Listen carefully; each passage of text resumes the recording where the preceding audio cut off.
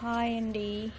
And మనమైతే ఈ summer సీజన్లో మల్లెపూలు ఇలా బాక్స్లో స్టోర్ చేసుకుంటే ఖరాబ్ కావు. అండ్ నేనైతే కొన్ని మల్లెపూలు తీసుకున్నాను.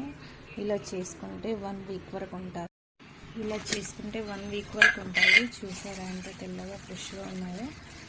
ఇలా మూత పెట్టి బాక్స్లో పెడితే ఇంకా వేరే వాటికి కూడా వాసన పట్టకుండా ఉంటాయి. ఫ్రిడ్జ్లో ఉన్న వస్తువులకి కానీ అందులో తినేటి ఏమున్నా కూడా మల్లెపూల స్మెల్ రాదు. అండ్ మనకు కావాల్సినంత మల్లెపూలు అల్లుకుంటూ మళ్ళీ మనం అందులో ఇలా పెట్టాలి. స్టోర్ చేసి పెడితే కనుక తెల్లగా ఉంటాయి. వారం రోజుల వరకు ఉంటాయి.